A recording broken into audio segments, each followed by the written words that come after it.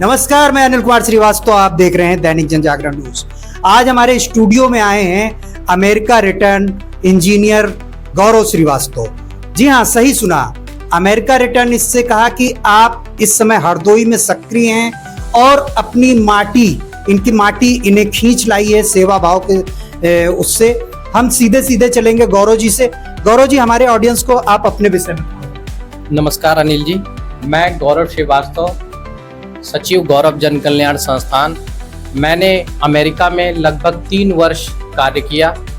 कार्य करने के पश्चात मेरे पिता श्री गिरीश चंद्र श्रीवास्तव, जो इस दुनिया में नहीं है, उन्हीं की प्रेरणा से मैंने एक संस्थान का रजिस्ट्रेशन कराया जिसका नाम गौरव जन कल्याण संस्थान है। वो एक बड़े ही समाज सेवी व्यक्ति थे।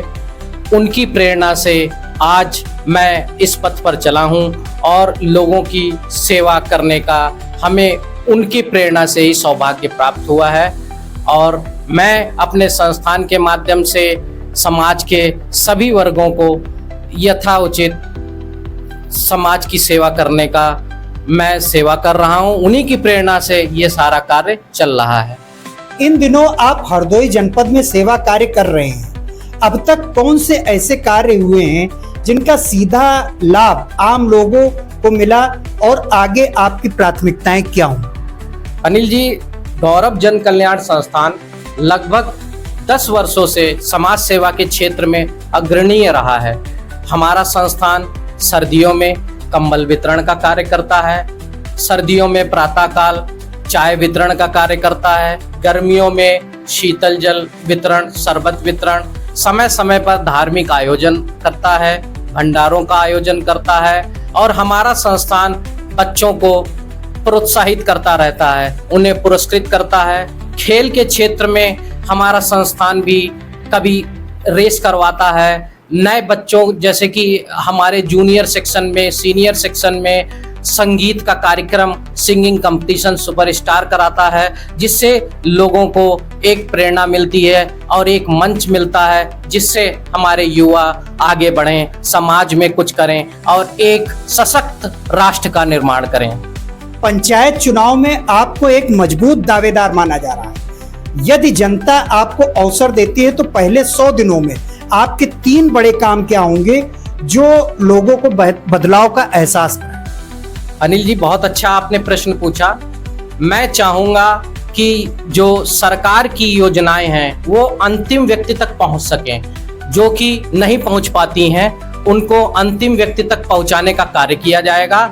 और जैसे कि अभी हम लोग देख रहे हैं कि गांव में हम लोग जब जाते हैं, लोगों से मिलते हैं, वहाँ देखते हैं कि शिक्षा तो है, स्कूल तो है, सब कुछ है, स्वास्थ्य के लिए चिकित्सालय भी हैं। मैंने देखा आयुर्वेदिक चिकित्सालय भी हमारे गांव में है, लेकिन उनको प्रॉपर शिक्षा और स्वास्थ्य सुविधाएं नहीं मिल रही हैं। ये हमारी प्रायोरिटी रहेगी। शिक्षा और स्वास्थ्य के प्रति हम अपने उच्च अधिकारियों से बात करके और अंतिम व्यक्ति तक हम स्वास्थ्य और शिक्षा पहुंचाने का कार्य करेंगे, जिससे एक सशक्त देश का निर्माण होगा। आज ग्रामीण क्षेत्रों में बेरोजगारी, पलायन, शिक्षा और स्वास्थ्य जैसी समस्याएं गंभीर हैं। इनके समाधान के लिए आपका व्यवहारिक रोड मैप क्या है?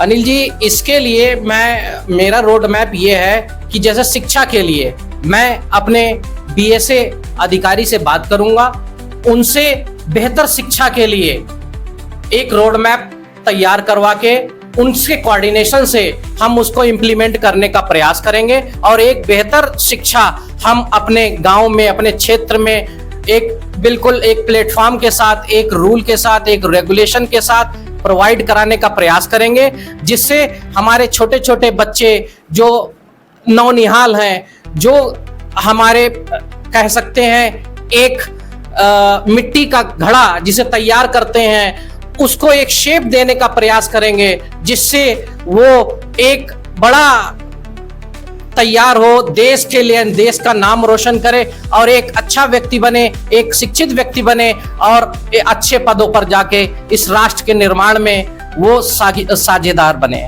गौरव जी, हम अगले सवालों की तरफ बढ़े उससे पहले हम आपसे जानना चाहेंगे दैनिक जनजागरण के मंच पे आके आपको कैसा लगा? अनिल भैया से हमारा लगभग 10 वर्षों से संपर्क है।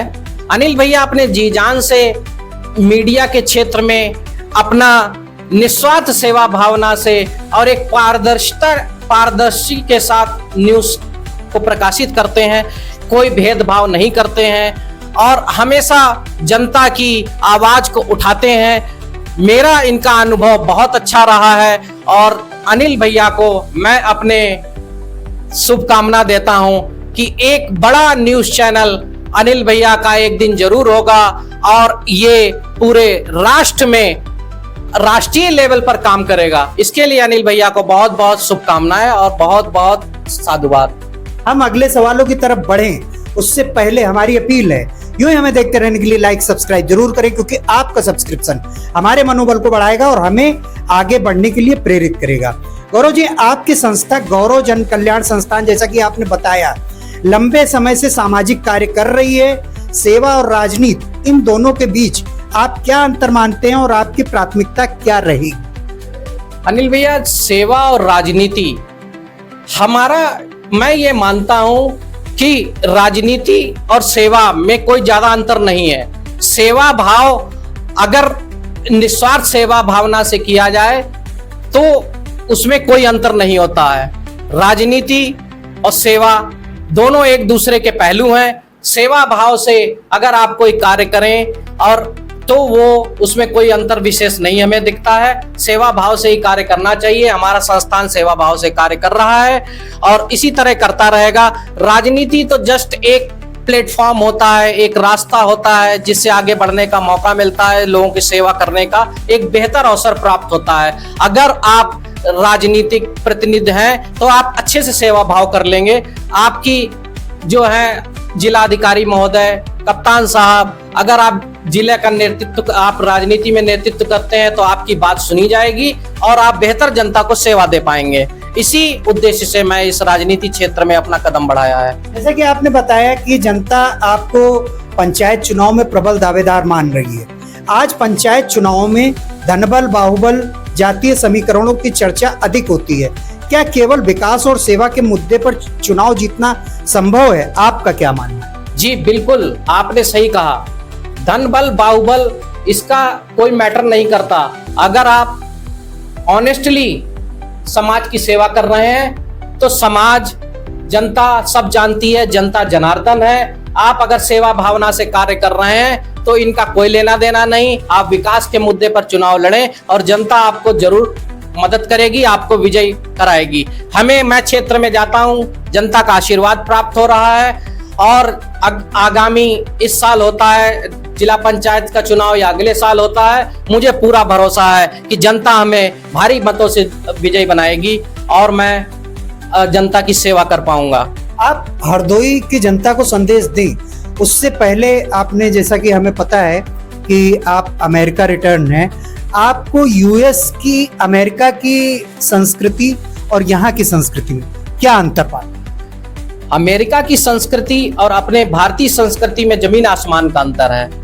हमारी संस्कृति लोगों को दिल से जोड़ती है, लोगों के सहानुभूति रखती है, लोगों को अपना समझती है। वहाँ ऐसा कुछ मेरे को नहीं दिखता। मैं 3 साल रहा हूँ, सब प्रोफेशनल हैं। यहाँ आप सांस्कृतिक ले लीजिए, भक्ति भाव ले लीजिए, जिससे आप एक दूसरे से कनेक्ट होते हैं। वहाँ कनेक्शन का कोई रोल नहीं, जस्ट प्रोफेशनल होते हैं, सब एक दूसरे के लिए, काम के लिए।